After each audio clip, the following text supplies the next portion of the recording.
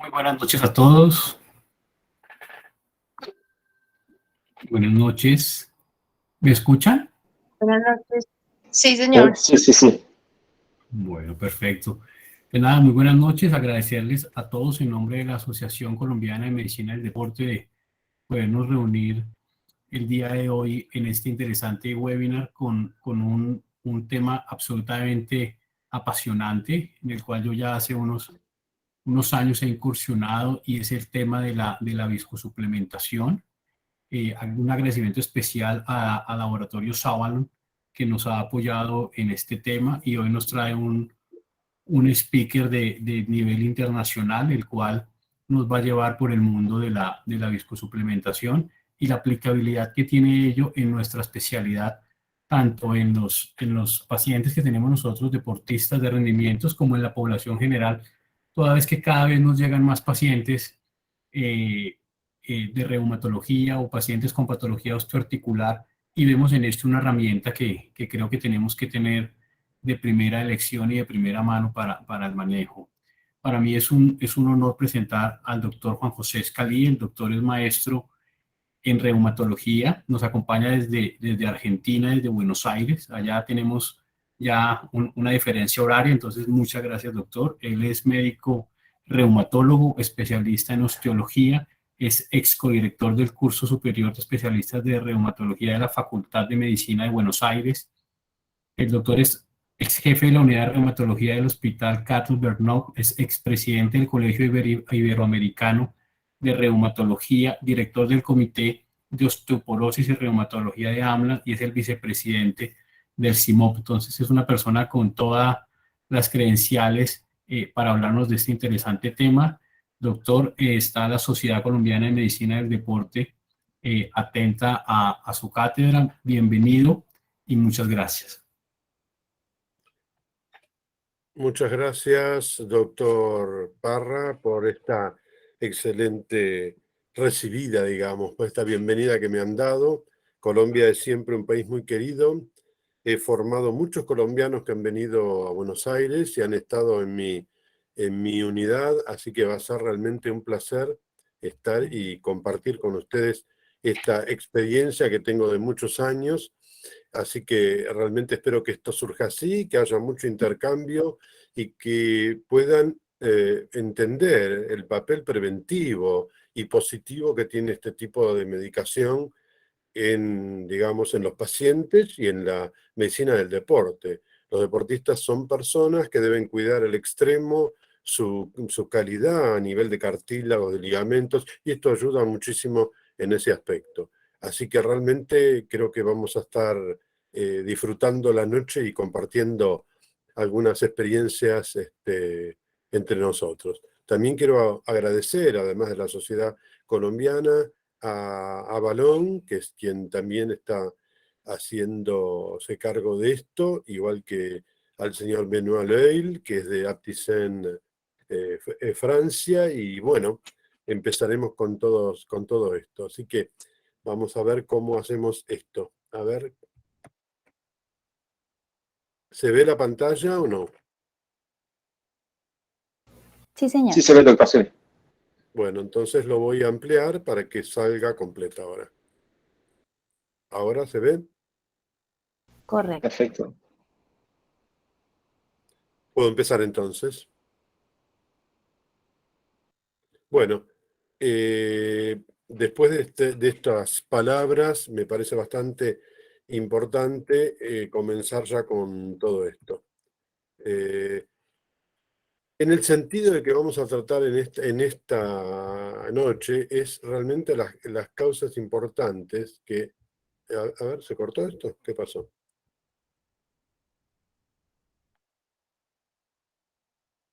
¿Lo ven ustedes la pantalla?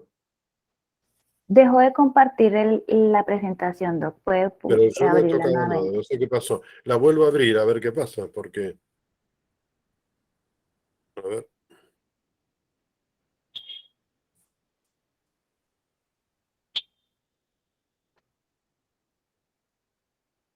No sé qué ha pasado, yo no he tocado absolutamente nada aquí, pero en fin, siempre suceden estas cosas.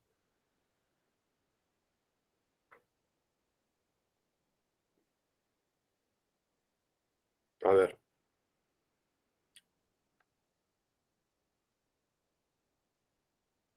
¿La ven ahora? Sí, señor. Bueno, entonces decíamos de la importancia de qué, cómo, cuándo y por qué elegir sinolis en este aspecto. El hecho terminal de todas las enfermedades son múltiples, por eso se hablan de fenotipos ahora, es llegar a la osteoartritis. Y esto ocurre en muchos de los deportistas porque las lesiones que se van produciendo durante su carrera, digamos, como atletas, así como también de la población en general, llegan a esta condición degenerativa que afecta normalmente a millones de personas en el mundo.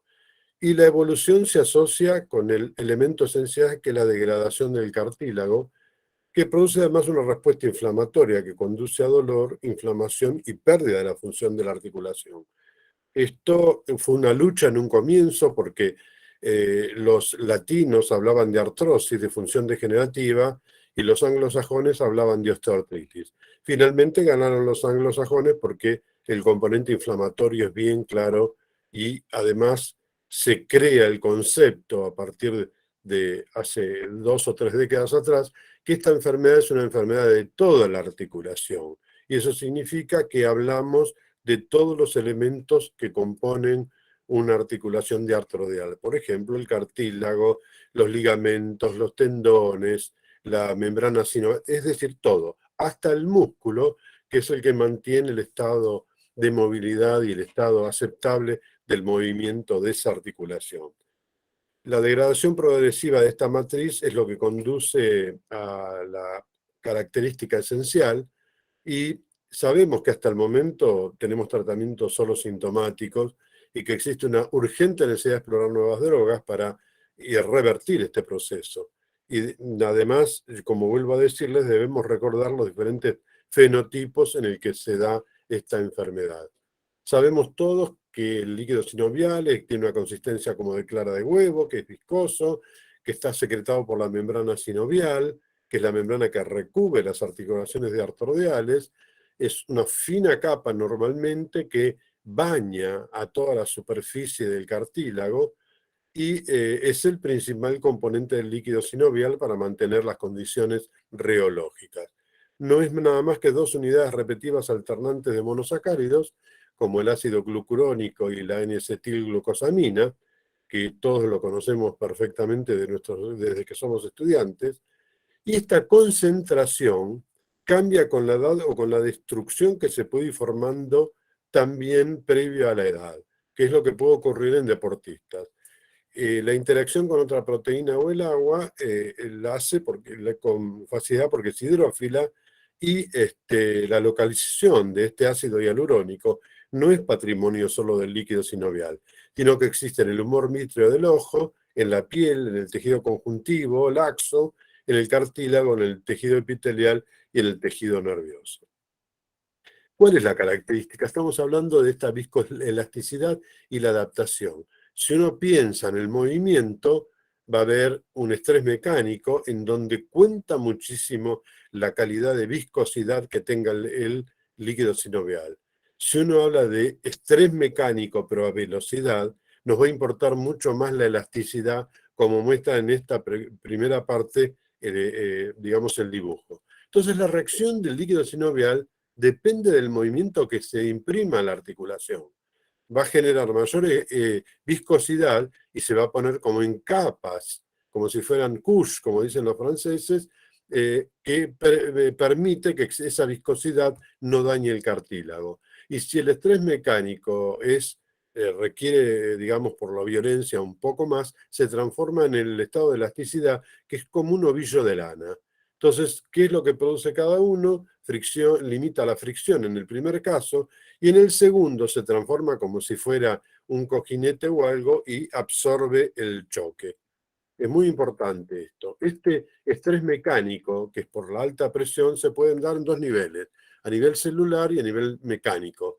A nivel celular se activan los condrocitos para reparar esos pequeños daños que produce una carga de estrés. Que si falla, bueno, normalmente puede compensarlo, pero si falla, este desbalance de la homeostasis de los condrocitos va a generar un aumento de las enzimas degradativas, de las citoquinas proinflamatorias y del estrés oxidativo.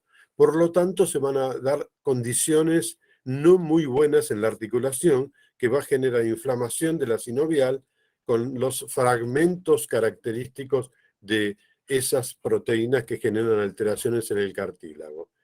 Si lo pensamos a nivel de mecánico puro, esto va a generar un breakdown de las fibras colágenas y va a tener un efecto negativo sobre la matriz extracelular, lo que va a generar hiperhidratación del cartílago y una expansión de los proteoglucanos a nivel de la misma. Lo que hace debilitar el cartílago va a hacer que tuviera menos poder de absorción ante lo que es, digamos, la fuerza mecánica, y se va a afectar claramente el hueso subcondral. Y esto es un muy mal indicio, porque el hueso subcondral tiene la parte, digamos, arterial y venosa, y eso significa calcio. El calcio que viene viajando por la sangre, y al haber calcio, eso genera un trastorno enorme porque calcifica el cartílago y no permite que mantenga esa diafanidad, y se despolimerizan los proteoglucanos, y por lo tanto va a decrecer la elasticidad que debe tener el cartílago. También esto genera el dolor típico y los crujidos a veces que presentan las articulaciones. Entonces, fíjense que vamos a tener estas características, que es la viscosidad, es la resistencia al flujo, que describe la resistencia interna que se produce en este flujo, que va a utilizar alta viscosidad si el movimiento es lento y baja viscosidad si es lento. Si es rápido, va a necesitar más la elasticidad. Entonces hay una tendencia de que retorne a su estado original antes de aplicar la fuerza, dada las características de elasticidad, es como un colchón, como una almohada, y esta deformación desaparece después que quitamos la fuerza externa sobre la misma. Pero puede haber situaciones en que requiera las dos, que haya viscoelasticidad, y esa es una propiedad del material que exhibe ambos, la viscosidad y elasticidad, como características que hacen que padezca deformación, o como por ejemplo pueden ser los polímeros sintéticos o los tejidos humanos. Entonces, fíjense en que la elasticidad requerida de los sólidos, la viscoelasticidad sólidos y líquidos, y la viscosidad de los fluidos. Entonces, ¿cuáles son los riesgos asociados cuando uno piensa en este estadio final que se va a ir produciendo de osteoartritis? Van a haber riesgos o factores generales o sistémicos y factores locales. Los sistémicos, por supuesto, van a afectar cualquier articulación, todas, y van a haber factores como la edad, lo genético, el género, o sea, si es masculino o femenino, hay preponderancia en alguno de ellos, la densidad ósea, la nutrición de la persona y el grupo étnico, pero si hay factores locales, como puede ser una artrosis en rodilla, va a estar afectando a una articulación, porque es un factor local, pero también en esto van a haber factores como la obesidad, lo traumático, las actividades físicas, las condiciones genéticas, que también pueden influenciar a este nivel.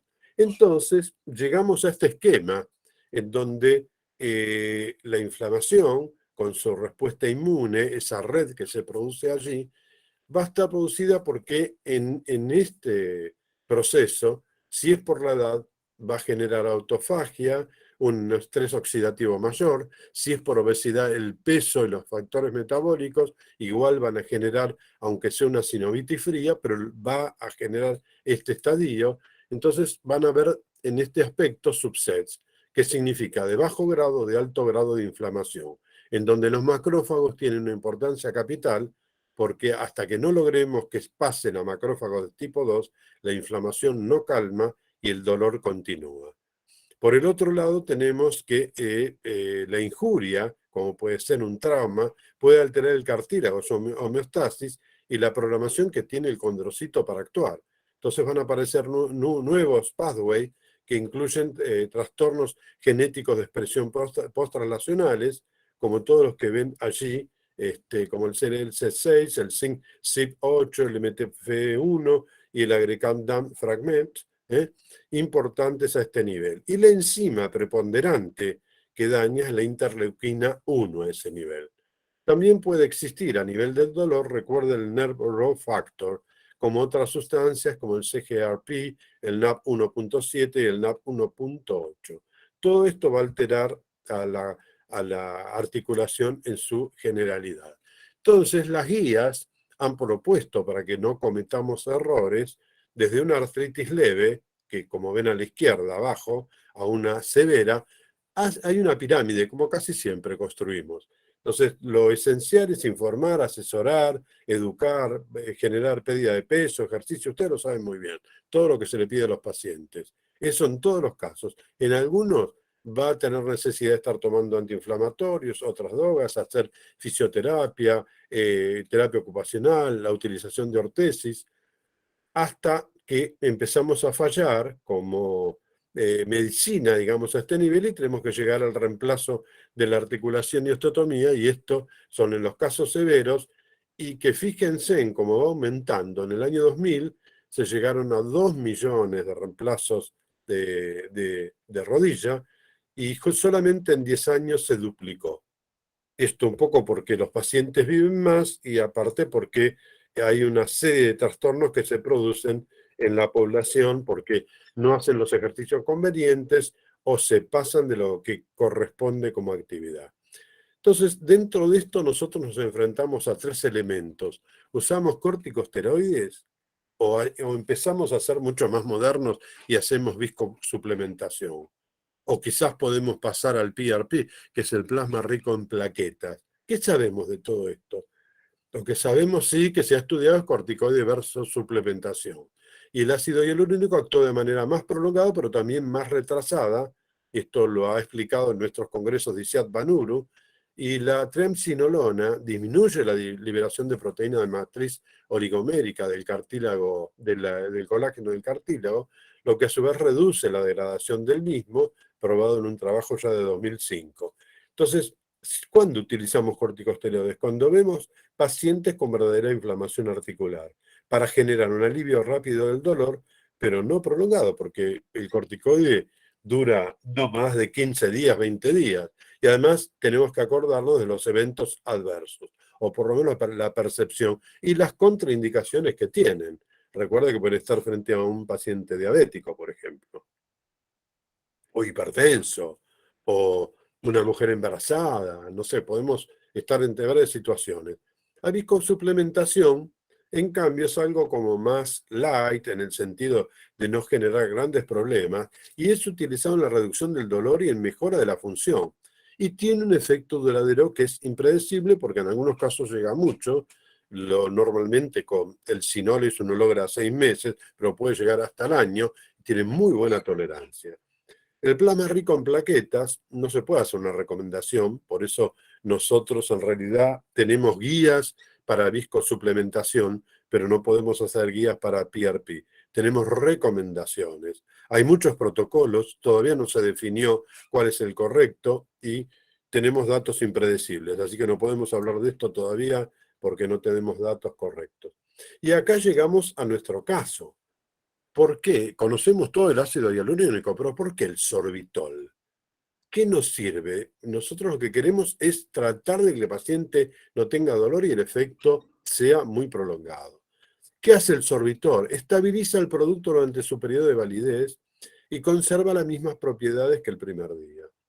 Y dura hasta 2 años a veces. Estos radicales libres pueden degradar directamente al ácido hialurónico sódico y tienen capacidad de reducir los radicales libres, mientras que mantiene la integridad del ácido hialurónico sódico, contribuyendo al restablecimiento de la amiastosis y movilidad articular.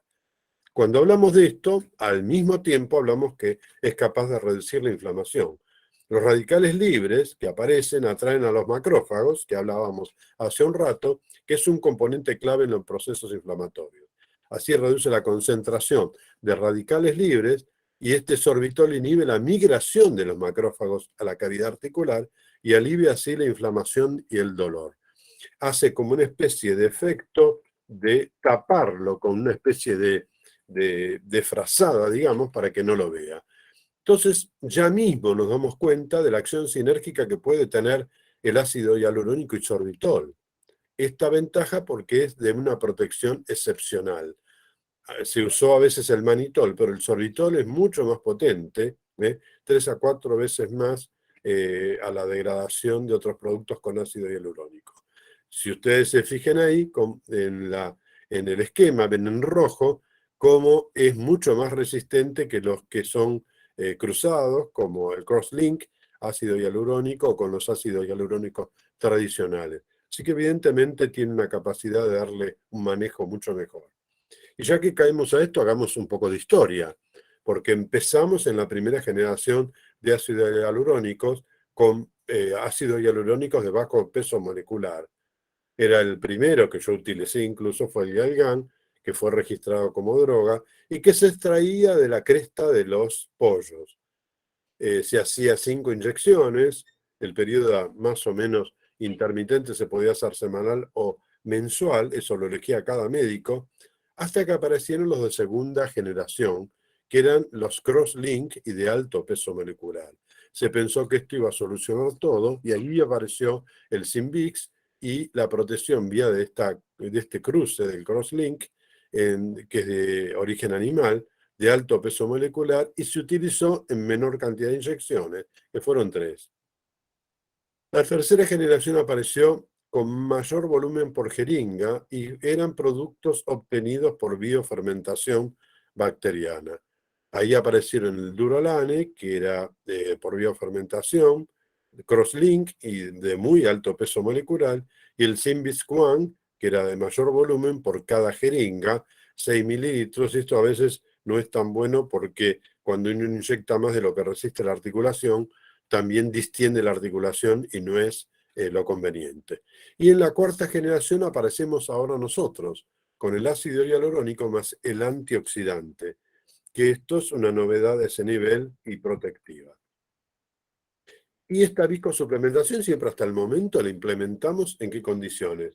Cuando la osteoartritis era sintomática, cuando fallaba el tratamiento médico, tanto sea no farmacológico como analgésicos o antiinflamatorios, cuando tenía intolerancia a tratamientos médicos de otro tipo y cuando no hay inflamación aguda, o sea, cuando no hay mucha derrame a nivel articular. Entonces, ¿por qué? Todos buscaban el alivio del dolor, que es inmediato y duradero. ¿Y cómo lo hacíamos? Porque Aptisen se le ocurrió de esta manera en sus técnicos para desarrollar y comercializar este inyectable innovador en el que es capaz de aliviar el sufrimiento y mejorar la calidad de vida de los pacientes. Esta combinación única hace que la respuesta al qué sea con una alta dosis de sorbitol y ácido hialurónico, concebido para aliviar el dolor en el plazo de una semana y recuperar así la movilidad del paciente, logrando que esto se perpetúe hasta 6 meses, según los estudios, y en algunos casos, yo he visto en pacientes, llegan al año perfectamente. Y bueno, eso habla también de los tiempos que uno tiene que utilizar el tratamiento. Entonces, ahora volvamos a lo esencial. ¿Qué es viscosuplementación? Es inyectar ácido hialurónico con el objetivo de mejorar las propiedades rheológicas del líquido sinovial y proteger al cartílago alterado ya sea por edad, por trauma, por lo que fuera. ¿Qué es? Es la inyección de este ácido hialurónico por vía exógena en articulaciones diartrodiales y así restauramos el líquido sinovial con fines mecánicos, porque hablamos de esta viscoelasticidad que dijimos según el caso, con el fin analgésico, antiinflamatorio y a su vez algo muy importante que es la condroprotección. Entonces, las propiedades hacen que lo que es viscoelástico reduce la fricción en la superficie del cartílago. Lo metabólico porque hace la homeostasis real del líquido sinovial. Es amortiguador porque contribuye a la elasticidad del cartílago. Y fíjense en que en una articulación normal, por cada década que nosotros vamos cumpliendo en años, se pierde un 10% de la concentración del ácido hialurónico. Y eso significa que ya no tiene el poder protector con la edad. Entonces hay que pensar que hay que no esperar que se produzca a veces la artrosis. Cuando uno empieza a notar alguna alteración, es el momento óptimo para empezar a aplicar ácido hialurónico con sorbitol y no esperar cuando ya la articulación está dañada. ¿Se dan cuenta? Así que esto es muy importante de empezar a pensar de esta manera. La calidad del líquido sinovial en la osteoartritis ya se ve comprometida porque la concentración y el tamaño de las moléculas disminuyen y ya eso hace que se segreguen citoquinas inflamatorias y enzimas catabólicas que dañan aún más el cartílago. Y eso significa que este líquido sinovial pierde la viscoelasticidad que le permitía ir con máximas y menores velocidades y movimientos y con esto reducir el estrés mecánico y la protección del cartílago. Por lo tanto, está factible de ser dañado. La estructura del ácido hialurónico la ven acá. Dijimos que era el ácido glucurónico más N-acetilglucosamina. Y el sorbitol, lo ven, es un poliol, como se ve ahí. Entre los dos, el sorbitol le hace como una especie de cáscara, lo cubre a manera de nuez, entiéndanlo. La cáscara es el sorbitol y la nuez adentro sería el ácido hialurónico y lo protege del ataque, por eso tiene mayor persistencia articular. No voy a hablar de esto porque todos conocen las partes anatómicas y funciones de la cavidad sinovial, de la cápsula articular, del cartílago, en fin, esto me parece que perdemos tiempo. Pero sí sabemos que la terapia de la osteoartritis final es multimodal. Se pueden aplicar inyecciones de corticosteroides si hay aumento del líquido intraarticular. Se usan medicaciones tópicas, antiinflamatorios, anestésicos de todo tipo. Hay que hacer cambiar los estilos de vida, hay que educar al paciente a perder el peso, que hagan ejercicios, se les da medicaciones orales para mejorar la inflamación, el dolor y el dolor neuropático que produce, y también hay muchos nutracéuticos, ustedes ven, que se venden en todos lados, ¿no? Es tremendo. Pero no debemos olvidar que hay que utilizar a veces la terapia física, hay que tratar de utilizar en esta etapa y no esperar a que pase el que sea una osteoartritis muy avanzado, las inyecciones de ácido hialurónico y ahora se están empleando también el plasma rico y las células madres. Pero los viscosuplementos son muy importantes antes de la cirugía y se prueba claramente que retrasan y económicamente mejoran el costo a nivel de los gastos en la cuestión salud. Esta es la estructura del cartílago, lo conocemos muy bien, todas las zonas que tienen y lo demás, y el líquido sinovial en la superficie está jugando este líquido sinovial con el sorbitol para no alterar las cuestiones que correspondan a la composición del mismo. Y si ustedes ven acá lo que es una articulación normal en el lado derecho y lo que es en osteoartritis, fíjense en los valores del ácido hialurónico, cómo disminuyen 4 y 5 veces, cuando estamos hablando de osteoartritis, las proteínas aumentan en el líquido sinovial, mientras que normalmente no aparecen porque no hay degradación del cartílago. Bueno, y así todo esto. Comprendemos lo importante que es estar considerando los elementos de viscoelasticidad, como lo ven en la izquierda allí, que hace una curva, no una curva, hace una línea clara cuando la articulación es normal y empieza a perderse todas estas características en la osteoartritis. Entonces, cuando uno dice, bueno, está muy bien, esto lo hacemos, empezamos a hacer tratamientos intraarticulares, ¿cómo es los efectos y las ventajas que tienen? Y realmente ven ahí cómo la diferencia es bien clara a favor de, en la escala WOMAC del ácido hialurónico. ¿De qué manera lo hace esto? En la osteoartritis sintomática lo logra a través de una alta concentración y del peso molecular aumentado del ácido hialurónico combinado con el sorbitol, y esta combinación única confiere la habilidad de restaurar la lubricación articular y las propiedades de absorción de choque.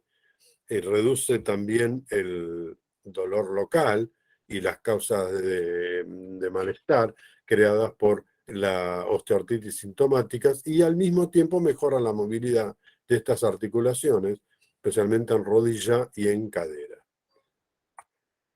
El dolor pasa lo mismo. Casi un poquito menos de un 20% de los pacientes están libres de dolor total según los estudios como el GoOn, con el Synolis 4080. Entonces, fíjense en que se ha logrado hasta 40.6 sin dolor a las 24 semanas de tratamiento.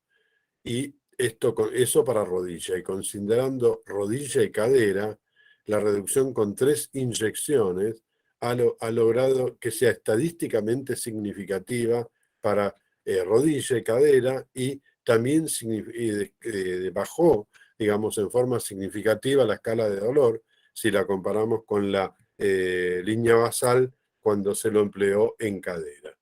En movilidad ocurre lo mismo, ha mejorado todos los aspectos de movilidad y ha hecho que el score mejore de una forma significativa en la rigidez que presentaban los pacientes. Y si ustedes observan ahí, más de un 66% de los pacientes no tienen o es muy poco las molestias que pueden tener a nivel de movilidad después de la primera inyección que se ha aplicado. Entonces, esto es muy importante en términos de considerarlo. Y si uno considera también que estos pacientes, debido al dolor, toman muchos analgésicos antiinflamatorios, se ha visto que cuando utilizaban Synolis se ha reducido significativamente la toma de antiinflamatorios, como muestra ahí, desde 8/20 a 2,23, como dice ahí, así que reduciendo en 12 meses muchísimo digamos, la toma de analgésicos antiinflamatorios. Este es un trabajo que ha hecho Migliori, que es el que ha creado el ICIAT, y el Eurovisco. Entonces, tanto en rodilla como en cadera es muy beneficioso. Vamos a considerar también algunos efectos adversos. Se refieren en general como desórdenes musculoesqueléticos y conectivos, pero no se ha especificado ninguno a este nivel, y lo que sí puede haber en algún caso es un aumento de la efusión o del líquido intraarticular en el sitio de inyección, inflamación, estos son muy pocos los casos, para nada, puede generar calor a nivel de la articulación que se le ha dado la inyección, puede pasar dolor, pero igual pasa esto, el dolor, con una simple inyección, puede provocar cierta inestabilidad articular porque el líquido que persiste un poco más tiempo de lo que es habitual, puede haber un desconfort transiente o un empeoramiento del dolor. Esto es muy mínimo, yo lo cito para que vean que también estamos citando alguna posibilidad de que exista esto. Pero en realidad nosotros contamos con las dos variantes, que es el de 40-80 miligramos y el de 80-160 miligramos. ¿Qué significa? 40 es para el ácido hialurónico, igual que el 80, y 80 y 160 es para el sorbitol. Son jeringas que vienen presionadas y que en el caso primero es específico para la rodilla. Cuando estamos para inyectar cadera o también rodilla, tenemos que utilizar el que es de 80-160. Fíjense en que cambia un poco los miligramos a ese nivel, con todos los cuidados que requiere una inyección intraarticular. Tampoco debe ser dada en aquellos pacientes con hipersensibilidad o alergia al ácido hialurónico o a la preparación del sorbitol. Tampoco es conveniente darlos en aquellos que tienen un desorden o una enfermedad de piel en el sitio de la infección, porque al no tener una piel que responda puede generar infección. Hay que evitar de inyectarlo intravascularmente, la técnica debe ser bien realizada, y se prefiere no darlo en mujeres embarazadas o que estén, digamos, amamantando, porque no tenemos estudios todavía a este nivel como para decir que pueda generar algún daño. No creemos que lo sea, pero bueno, no hay estudios. Y tampoco en general se utiliza en personas menores de 18 años, aunque hay experiencias ya pediátricas con buenos resultados. Si quieren leer esto, se lo puede proveer a ustedes el laboratorio. Es un trabajo que realicé yo, en donde se habla sobre las especies reactivas de oxígenos y el estrés oxidativo, cómo actúa a nivel de la articulación. Es muy largo, daría para una charla solamente para esto. Así que pídanlo. Yo voy a citar 2 o 3 cosas. y lo hablaremos acá en forma rápida. Entonces recuerden que esta osteoartritis va a afectar a muchas más personas en los próximos años, porque estamos manteniendo mayor edad de supervivencia y será mucho más crítico porque el envejecimiento es mayor y la obesidad también mayor en el mundo.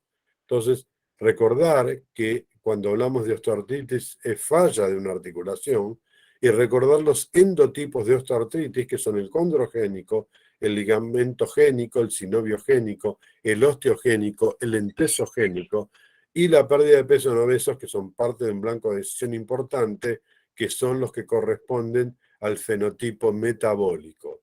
Entonces pueden ser dirigidos por el envejecimiento, por el cartílago, por lo metabólico, por el hueso subcondral o por el traumatismo, como ocurre fundamentalmente en los atletas, o con un efecto de sinovitis o fenotipo inflamatorio. Y también puede haber casos monoarticulares o poliarticulares según los procesos que estemos considerando. Entonces, las guías terapéuticas han hecho como un esquema rápido que se los puse aquí para tratar si el paciente está sin comorbilidades, ven todo el cuadrante superior en verde y si tuviera comorbilidades, utilizaríamos el cuadrante inferior. Hacia la izquierda o hacia la derecha tenemos solo cuando es una articulación o cuando es multiarticular. Y como ustedes ven, en todos los casos se hacen ejercicios, el manejo del peso, el automanejo, la educación. Pero si ustedes se fijan ahí, realmente ven las intervenciones y acá es muy activo tratar al paciente de acuerdo al cuadro que tiene con intervenciones biomecánicas, pero también con las inyecciones intraarticulares. Entonces, se sabe claramente que la terapia intraarticular es lo más directo, lo más rápido cuando tenemos una articulación afectada. Pero todavía no se ha considerado, todavía hay controversias para esto. Fíjense en que las terapias reconocidas hasta el momento son los corticosteroides, el ácido hialurónico, el plasma rico en plaqueta, la terapia con ozono y ahora un poco se sumaría las células madres. Y cuando uno estudia los metaanálisis de todas estas, haciendo la trayectoria del ácido hialurónico intraarticular para rodillas sobre 6 meses, muestran que es eficaz ya a partir de las 4 semanas, que alcanza su pico mayor a las 8 semanas y que todavía ejerce efectos detectables a las 24 semanas. Y les digo aún más, porque 6 meses seguro, pero puede verse hasta el año. Yo he tenido casos que hasta el año mantienen este efecto benéfico. Entonces, estos metaanálisis confirman este efecto beneficioso para el dolor en rodilla y para considerarlo clínicamente relevante en condiciones de dolor crónico. Fíjense en que a los 60 días la terapia con ácido hialurónico es más efectiva que lo que puede ser los corticoides, pero a 120 días no se hallan ya diferencia entre los resultados y a la distancia el ácido hialurónico es superior a lo que es el corticoide. Por lo tanto, el corticoide actúa rápidamente en un comienzo, pero después no se ven los efectos.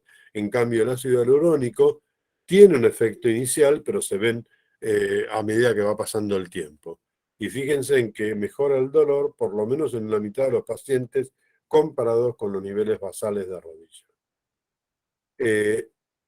Si uno lo hace o recuerda cuando uno habla de este ácido hialurónico con sorbitol y que se le ponen en dosis progresivas un anticuerpo anti-CD4, con o sin sorbitol, sabemos con esto que es capaz de inhibir la interleuquina 1 o el peróxido de hidrógeno, y entonces las señales de transducción y los parámetros relacionados al estrés oxidativo, apoptosis, inflamación y catabolismo, y el catabolismo muestran resultados muy interesantes. Y se ha visto que es capaz de prevenir esta combinación el estrés oxidativo producido por la interleuquina 1, por las especies reactivas de oxígenos, por el NADP-oxidasa P47, por la fosforilación, por el hidroxinonenal producción número 4 y por el gluteáteo metabolizado por la expresión A4, también es capaz de mejorar lo que genera en cuanto a la liberación de metaloproteinasas, el ácido nítrico y la prostaglandina, en la liberación de prostaglandina D2, como la forma de expresión de la no sintetasa inducible. Pues cuando se estudia la apoptosis en el cartílago, muestra este componente tan solidario como es el ácido hialurónico en sorbitol, revela que disminuye la muerte celular, la activación de caspasa 3, que es tan dañina en el cartílago, y la fragmentación del DNA a la exposición citotóxica del agua oxigenada. Los componentes de los pathways de señalización previenen la inducción del mitógeno P38, de la activación de proteinquinasa y del NF-kappa beta, en la activación del NF-kappa beta, pero no de las que regulan lo extracelular, quinasas 1 y 2. Entonces, cuando uno ve esto en un esquemita claro, ve que puede originar cosas de oxidativas externos, como puede ser el cigarrillo, ciertas condiciones externas ambientales, como ven ahí, pueden dañar a la mitocondria, que es la generadora especialmente de las especies reactivas de oxígeno, que son las que generan el daño a nivel tisular. Esto está generado como un desbalance en el que los antioxidantes reparan el daño que se produce y las especies reactivas de oxígeno lo dañan. Entonces tenemos que actuar a este nivel. Tanto sea lo antioxidante como lo antiinflamatorio y los efectos anticatabólicos que tiene la combinación de hialurónico con sorbitol, siempre se atribuyen al sorbitol y al ácido hialurónico respectivamente. Y todos los datos de estudios revelan este efecto benéfico que tiene el ácido hialurónico y el sorbitol en osteoartritis a través de restaurar el status redox y la reducción de apoptosis, inflamación y el catabolismo que involucra la injuria del cartílago. Entonces combina estrategias farmacéuticas y no farmacéuticas, incluyendo las inyecciones intraarticulares de este ácido hialurónico para decrecer el dolor y mejorar la función articular. Entonces, si uno realmente piensa en esto, se da cuenta que la mayoría de los efectos que se generan o que están mediados por la interacción entre los dos productos están generados por el CD44 y por el receptor de motilidad mediado del hialuronano. El ácido hialurónico aparentemente contrarresta la acción inhibitoria de la interleuquina beta, del colágeno, de la biosíntesis del colágeno, y ambos, tanto sea a nivel transcripcional como post-transcripcional. El mecanismo post-transcripcional del ácido hialurónico impacta sobre la biosíntesis del colágeno y está visto en condiciones experimentales con la actividad de prolidasa. Y esto ha mostrado claramente que es inhibitor y beneficioso. Las propiedades, sabemos que además de esta única propiedad higroscópica y reológica, se une a su receptor CD44, iniciando la señalización celular. Y se estableció claramente que esto afecta claramente a la proliferación condrocítica y a la diferenciación de los mismos, así como también a la síntesis de glucosaminoglucanos y de colágenos. La investigación clínica mostró claramente que es capaz esta combinación de reducir el dolor por lo menos 6 meses después de la primera inyección. Entonces, contiene esta combinación que es única, que la tenemos que tener en consideración para ver el efecto.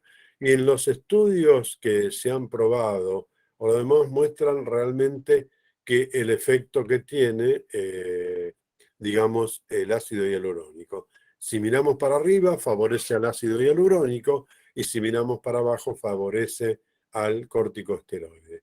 Hay algunas cosas que se pelean, pero los mayores estudios, 4 estudios, van a favor del ácido hialurónico, mientras que uno solo a favor del corticoide. Como lo vemos acá, claramente, en cadera, fíjense que no fueron tan buenos los efectos, pero si uno los repite, estas inyecciones, nomás logra tener un efecto benéfico.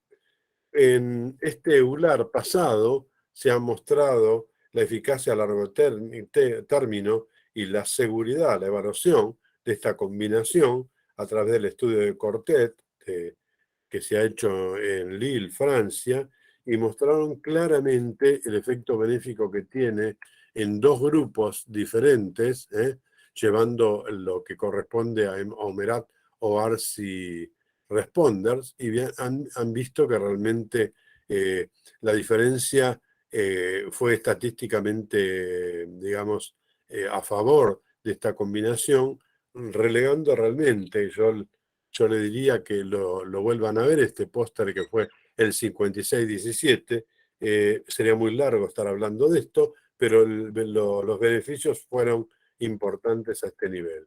Ustedes lo tienen acá, si se quedan con el estudio, y se dan cuenta cómo ha mejorado en los 201 pacientes que se han randomizado y que han habido prácticamente sin ninguna violación al protocolo, porque lo han llevado muy bien, y eso habla muy bien de que en realidad ha mejorado el parámetro del dolor y la movilidad. Entonces, claramente lo vemos acá a mayor digamos, ampliación, como las diferencias en la evolución, tanto en un grupo como en otro, muestran claramente esta diferencia a favor. Como conclusión, aplicando los test estadísticos, han mostrado con una seguridad de un 95% de intervalo de confianza, que el grupo 1 no es inferior al grupo 2. ¿Qué significa? Que en el grupo 1 se ha dado nuestra combinación de ácido hialurónico y sorbitol, mientras que en el grupo A2 se ha combinado con el Simbix, y no han visto diferencias significativas. Este mismo test aplicado a la intention to treat en la población no mostró no inferioridad en ninguno de los 2 casos, y no han habido condiciones de seguridad reportadas en ninguno de los 2 grupos. Otro punto que tenemos que considerar es condroprotección. Los estudios que se han hecho a nivel de modelos animales fueron muy convincentes. Aún no tenemos tan convincentes estudios en seres humanos, y ha habido 3 estudios negativos, pero bueno, todavía no hemos llegado a este orden, no es tan fácil en el propio ser humano como estudiamos con los animales.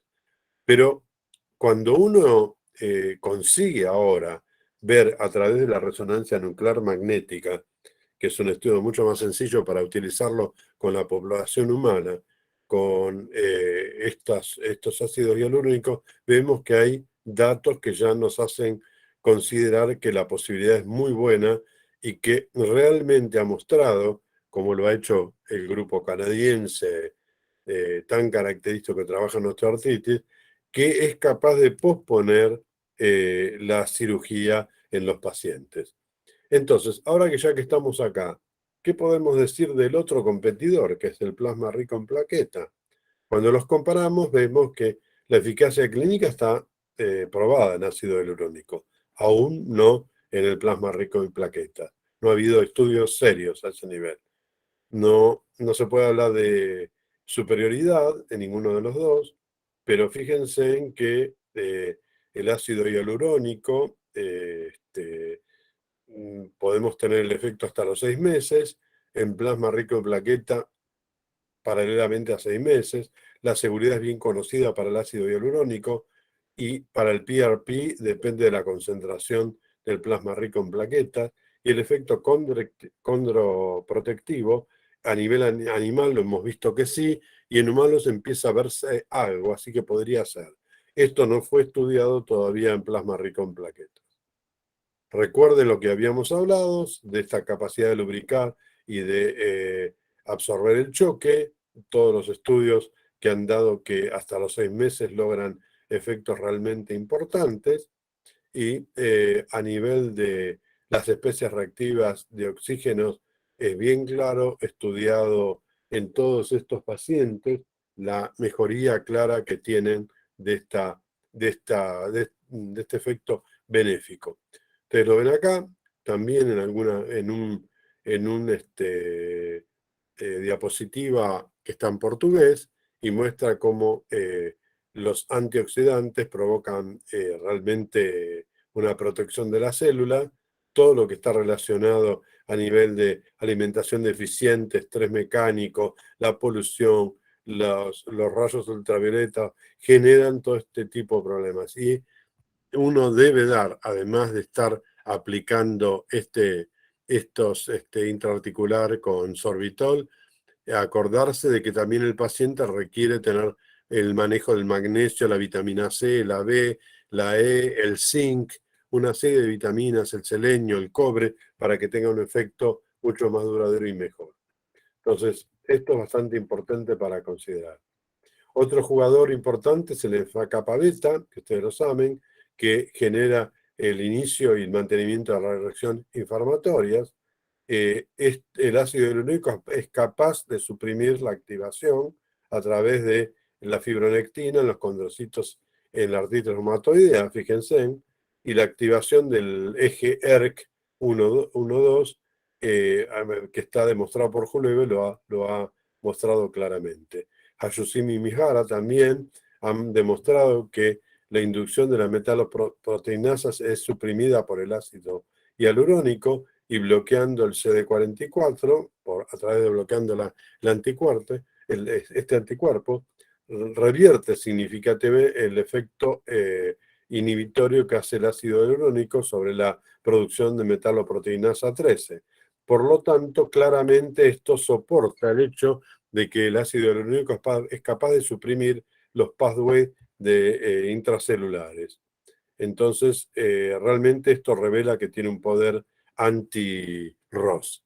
También hay otros como el GESTA4-AP, que es la mayor enzima non enal metabolizante y su inhibición induce la apoptosis condrocítica.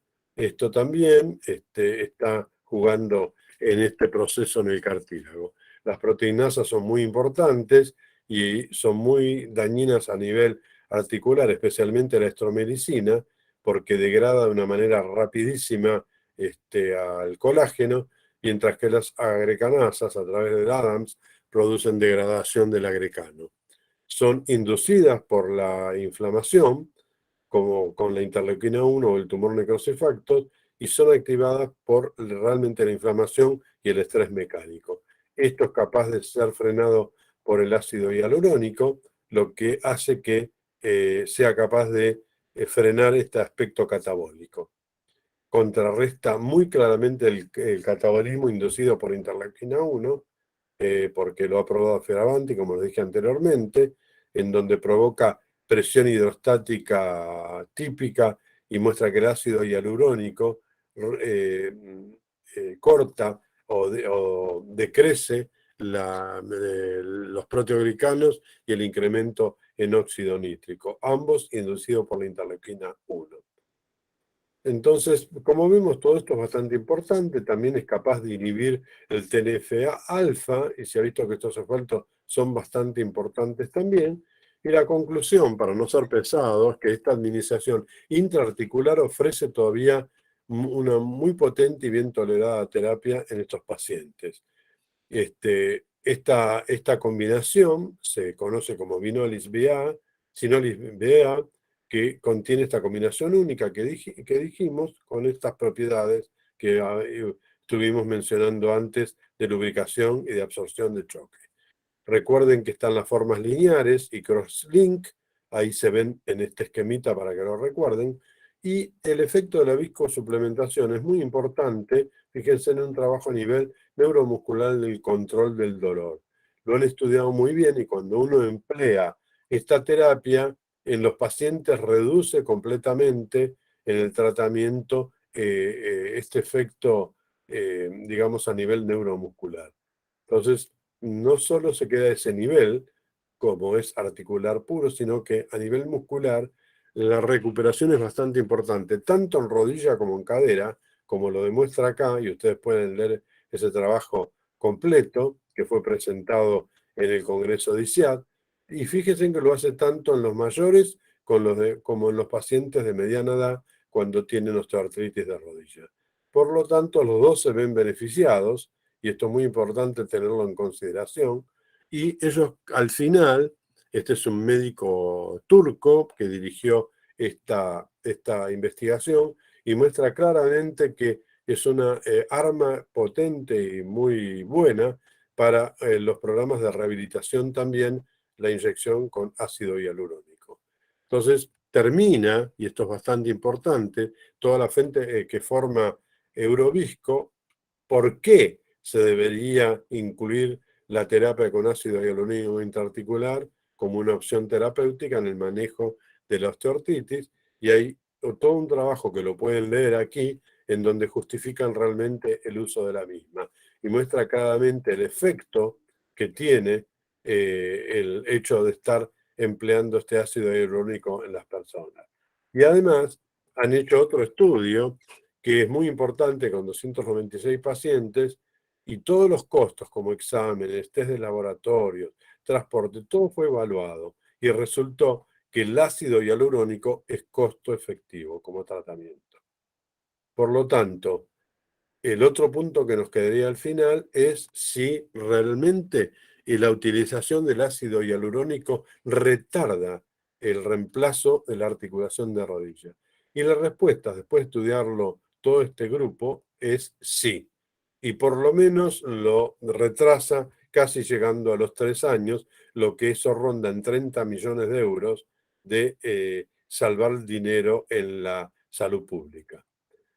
Estos son todos los factores que lo pueden leer, anabólicos y catabólicos, no es el momento de seguir diciendo, pero recuerden este esquemita, recuerden el uso en deporte ustedes, en cualquier deporte, el primero que está abajo son los pies de un bailarín muy famoso argentino, Julio Boca, arriba lo ven a Nadal, lo ven al tenista famoso, ahí lo ven a Messi, que pudo llegar a darle un besito a la copa justamente porque se trató, porque se imaginan que son muy atacados, ¿no? Así que pudo llegar a darle este besito porque se ha tratado siempre y está llegando muy bien. Por lo tanto, son múltiples los casos. La lesión de Neymar también. Fíjense, ustedes que están en deporte, esto lo pueden usar perfectamente.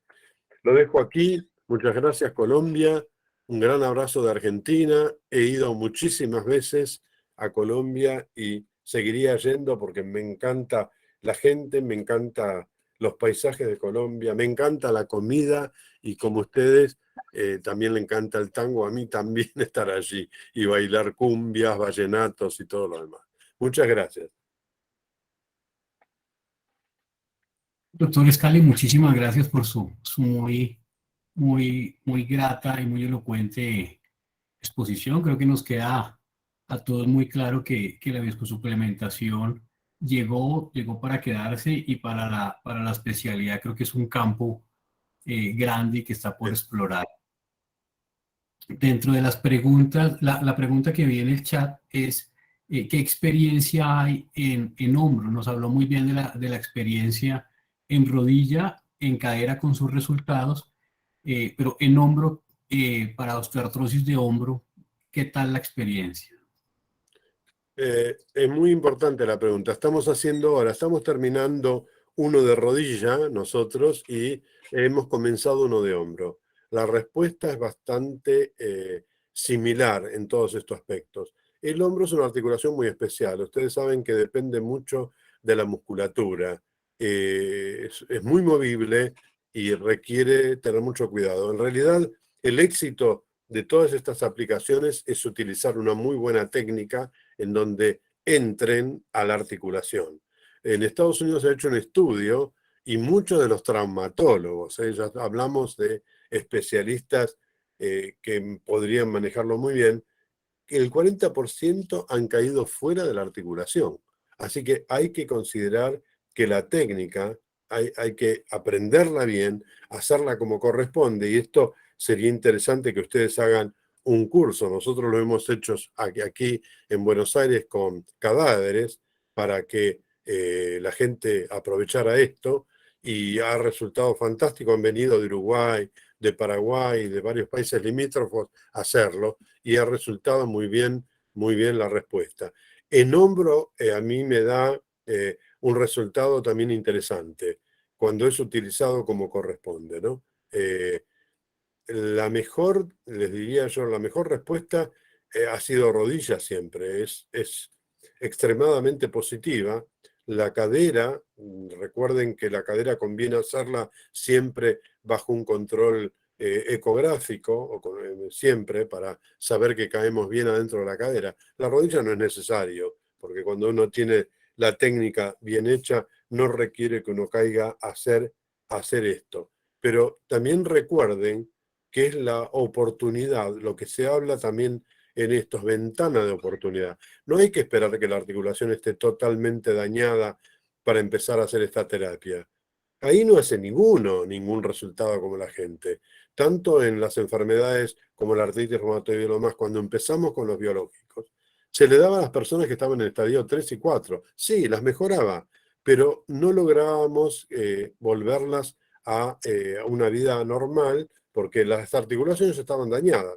Cuando empezamos a hablar de terapia por la ventana de oportunidad y empezarlo a guiarnos por el proceso inflamatorio, esto fue lo importante, porque lo empezamos a dar tempranamente y eso evitó las lesiones, y ahora ya no hay pacientes que estén en sillones de ruedas o que lleguen al hospital en esas condiciones. Ahora logramos casi, no quiero hablar de cura, porque ustedes saben que la palabra esa no existe, pero el paciente está con baja actividad de la enfermedad o con total logro, como si estuviera curado, ¿se dan cuenta? Así que esto mismo sería muy bueno emplearlo, especialmente cuando son deportistas. Hay que implementar, y de vez en cuando, así como uno cambia a veces el aceite en el coche, si lo hacen los tiempos justos, el coche anda mucho mejor, y hay algunos que son un poquito más lentos y esperan, no sé si por gastar menos o no, pero hay que hacerlos en los tiempos justos. Y acá ocurre lo mismo. Si uno tiene un atleta de alta envergadura, no hay que esperar, hay que utilizarlo. ¿Qué daño se le hace si el atleta tiene una respuesta excelente a esto? ¿Se dan cuenta? Así que mi experiencia en hombro, en rodilla y en cadera es muy buena. Yo he tenido grandes resultados. Incluso recuerdo un paciente que tenía las dos caderas y le daban dos caderas y logró pasar más de 4 años y medio aún jugando fútbol, porque él no lo quería dejar. Y yo decía, pero tanta actividad, lo demás no es conveniente. Dijo, yo lo hago y llego hasta donde llego. Llegó 4 años y medio más jugando con toda presión a fútbol. Así que por eso lo digo. Ok.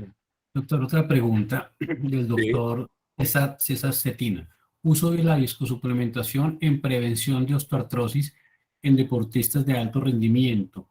¿Cada cuánto sería o cómo sería el protocolo en este tipo de deportistas? Bueno, no hay un protocolo establecido total o que tenga ya una definición por el grupo Eurovisco. Nosotros lo estamos haciendo ahora en Argenvisco. La protección depende del paciente, del tipo de actividad que tenga y de las lesiones que pueden encontrar en la resonancia magnética. Pero si es un atleta de alta competición, recuerden que el efecto puede ser perdurable hasta 6 meses. Si lo requiere 2 veces por año, lo puede hacer sin ningún problema, la prevención. O por lo menos una vez por año para evitar que tenga esos efectos nefastos. Ok. Doctor, una pregunta. En esa curva, usted que ha entrenado tantos profesionales, esa curva de aprendizaje por articulación para la aplicación en las distintas articulaciones, en rodilla, en hombro, en cadera, ¿en cuáles ve necesaria el apoyo de ecografía, en cuáles no, y cómo ve esa curva de aprendizaje para que los que tienen y el interés de comenzar a la viscosuplementación den ese paso a empezar a colocar las moléculas? ¿Cómo ve ese entrenamiento, toda vez que la técnica es, como usted lo dice, absolutamente indispensable para el beneficio del paciente? Sin duda. Si uno lo piensa, en realidad la ecografía no daña nunca. El que quiere hacer todo bajo supervisión ecográfica, fantástica.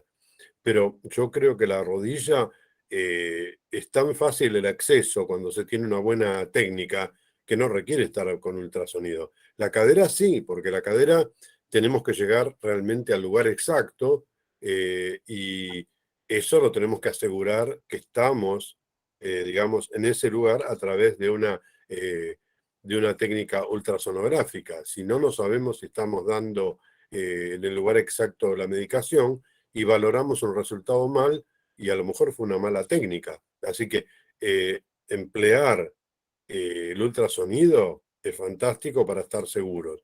Y también estar entrenándose en la aplicación del ácido hialurónico en viscosuplementación es esencial. Si uno no lo aplica como corresponde, estamos cayendo fuera de la articulación, no podemos esperar esos resultados benéficos. Estamos dándolo fuera. No es que le vaya a hacer mal, pero no le va a dar los efectos que uno considera que debería darle la medicación en este aspecto, ¿se dan cuenta?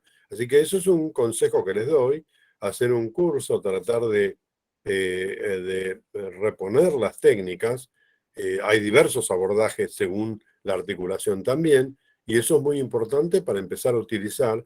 Cada uno se siente, digamos, como cómodo con alguna técnica en especial. No es que necesite saber todos, uno busca lo que le gusta, digamos, más como abordaje. Yo veo que hay muchas mujeres en este grupo y quizás los hombres somos más agresivos, no agresivos, somos más proclives a inyectar y lo demás. Las mujeres son un poco más lentas en este aspecto, por lo menos acá en Argentina. No es que sean malas, pero les cuesta y necesitan estar bajo entrenamiento. Así que este es un consejo que les doy. Los de alto rendimiento, yo creo que no hay que esperar. Esto es como yo le diría a una mujer que está envejeciendo, ninguna va a utilizar una crema para ayudar a que no le aparezcan las arrugas en la cara. Todas van a usar algo, no sabemos si le va a hacer resultado o no. Seguramente le hace un efecto benéfico. Acá ocurre lo mismo. ¿Vamos a esperar que se dañe? No. Si esto no tiene un efecto que es contradictorio a la actividad y le mejora la capacidad de resistencia al choque, la velocidad y lo demás. Lo pueden probar. Yo estaba midiendo a los atletas, porque yo fundamentalmente trabajé con los de atletismo, que era una pasión mía esta. Cuando uno le aplicaba esto, los pacientes mejoraban incluso los tiempos en velocidad y los que hacían fondo largo también se sentían mucho mejor y prolongaban su vida útil. Si no, el ejercicio en exceso también al término genera mucho daño, sin pensar, por ejemplo, lo que es fútbol, las lesiones que se producen por patadas, por lo que ustedes saben que suceden durante la competencia. Esto genera roturas de ligamentos, fracturas, un montón de elementos que deben sumarse al daño que ya de por sí va teniendo la articulación. Así que realmente esto hay que pensarlo y yo creo que es muy benéfico en pensar en esa ventana de optimización, que es darlo tempranamente y no esperar que esté dañado. Okay. Doc, otra pregunta. En estos pacientes que nos... Usted me había hecho, me parece una pregunta muy interesante, que es buena aclarar acá, perdón que lo corte, pero Tranquilo. me había dicho con respecto a la UADE, ¿se acuerda que no es considerado en los atletas como doping esto? También eso es muy importante. No es como el corticoide, como cualquiera de las otras sustancias que pueden caer en el, digamos, como ser considerados como doping y entonces un atleta no puede usarlo. Ese es también otro beneficio que hay que considerar cuando estamos pensando en deporte. Sí, perdóneme, doctor Parra. Sí, el tema lo hablábamos ayer porque sabemos que en la reglamentación de la UADA el uso de esteroides es de delicado manejo. Claro, Nos remiten pacientes de reumatología para prescripción de ejercicio y con manos y pies ya con deformidades importantes, deformidades cubitales de manos y de pies. ¿Ahí tiene algún papel las inyecciones con ácido hialurónico en estas pequeñas articulaciones? sí, sí, sí, yo lo he utilizado en enfermos que tienen dañado estos, pero no en las terminales, digamos. En general lo he utilizado en la artrosis del pulgar, en esas articulaciones. Se puede usar, he tenido algún caso puntual en muchas de las articulaciones más, digamos, periféricas, y bueno, hay que repartirlo, digamos, el contenido. Y no he visto en ese nivel como para poder dar una consideración clara de una respuesta efectiva. Sí la he visto en la risartrosis del pulgar, pero cuando es precoz. Cuando ya está muy adelantado, uno mejora, pero no puede lograr una mejoría total a ese nivel.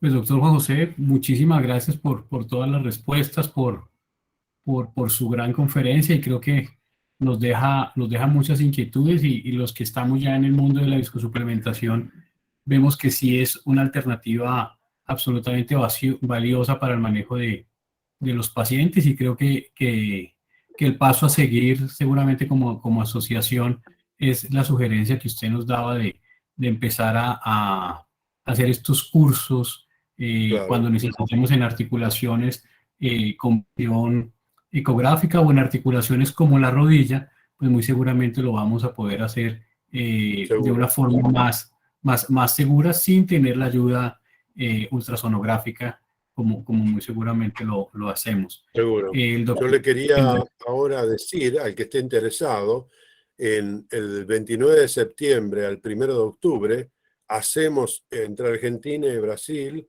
el Congreso Brazos, que está referido a esto de viscosuplementación. Y queremos que ustedes los colombianos estén con nosotros porque vamos a generar una sociedad sudamericana de viscosuplementación. Así que nos gustaría, los invito desde ahora que estén presentes. Colombia es muy importante para nosotros a nivel médico y como país, y porque está siempre a la vanguardia. No queremos que estén afuera de esto. Así que por favor, ya creo que hay algunos reumatólogos que están iniciando Pisco Colombia, que están en varias ciudades. Entonces se deben unir a ellos y tratar de venir en ese congreso que se hace en Salvador de Bahía, a fines de septiembre, comienzos de octubre. Cualquier cosa, después le mando bien los datos para que puedan participar y estar, digamos, presente en estas actividades que hacemos. Y no quiero que falten dentro de la colectividad, digamos, de viscosuplementación en Sudamérica. ok, así será, doctor. El doctor Hernando Jaimes levantó la mano, si quiere Ah, usted sí, acá mismo. tengo puesto que, sí, sí, doctor Jaime, Hernando Doctor Jaime. Scali, muy buenas Sí, noches. Pues muchas gracias por conectarse con nosotros, muchas gracias por las enseñanzas. Yo estoy muy conectado con Argentina, no sé si conozca a Gastón Topol ah, en sí, él, Rosario. sí, es amigo, él está en otra eh, provincia, está en en Rosario, por esa zona, Rosario. por Santa Fe. Nosotros, sí, pensando en la pregunta del doctor Parra que hablaba de la experiencia en ecografía, nosotros dictábamos hasta el año, pues antes de la pandemia, Sí. dictábamos, yo estaba participando en los cursos de ecografía cadavérica ahí en la Universidad de Rosario y realmente Ujú. muy buena. Le comento a todos los colegas y es que el aprendizaje de la ecografía es de Sí, una curva muy lenta. La curva es bastante lenta porque son imágenes, imágenes, imágenes, pero si uno nunca comienza, pues nunca va a aprender. exacto. Ahora estamos organizando el primer curso de ecografía, ya casi lo tenemos hecho, junto con la doctora Leal, que lo conocen, fue profesora de muchos de los que estamos acá, y el Sí, doctor Álvaro Ariza. Y en lo posible vamos a hacerlo también en cadáver para que pues, los colegas aprendan a infiltrar pues, hombro, rodilla, cadera. Sí, que cadera es la más difícil por su profundidad y en un claro. deportista grande tenemos gran dificultad, pero ahí lo vamos haciendo. Entonces, de una vez aprovechemos a hacer la cuña, que casi con seguridad ya se va a dictar el curso en agosto, con 4 fines de semana, terminando en el CLEMI, que es de la Sociedad de Ortopedia de Colombia, y con Cadáver, para hacer prácticas en vivo. Vamos a hacer inicialmente un curso básico y después pensamos hacer cursos ya más adelantados, específicos de cada articulación. Sí, sí. Doctor, sí, muchas gracias de verdad. Excelente idea, porque nosotros lo hicimos en Buenos Aires, después lo hizo Topol allí y nos ha dado un resultado extraordinario. Ya les digo que han venido de los países limítrofes a hacerlo y estaba atestado de médicos que estaban interesados porque preparábamos los cadáveres especialmente según la articulación dentro de la Facultad de Medicina y el resultado fue genial porque no es como pinchar un muñequito. Estás pinchando un ser humano, bueno, es un cadáver, pero la sensación de penetrar con la aguja, los reparos anatómicos, esos son increíbles. Entonces uno no se lo olvida y cuando va a utilizarlo con el paciente es como que el cerebro tiene una memoria increíble cuando utiliza con cadáveres esto. Así que ha resultado muy bueno y todos nos han dicho que han aprendido realmente en ese momento la técnica. Así que yo les auguro un éxito total a ustedes, doctor. Listo, doctor Scali, muchas gracias. Sí, estamos trabajando, no es tan fácil, porque si es la primera Todo vez lo que que se hace. quieran de ayuda a este nivel, solo lo piden, porque para mí es un placer con Colombia. Ya les digo que tengo muchísimos alumnos en mi unidad y son todos colombianos. Y yo que soy un fanático de la comida paisá, ni les cuento. Ahí vi algún acentito paisá en el camino de Medellín. Así que, en fin, una ciudad tan linda. Cartagena Gastón también fue es muy casado linda. con una colombiana. Gastón, Sí, sí. la primera esposa de Gastón era colombiana. Sí, yo estuve por ahí noviando también, ¿eh? Así ¿También? que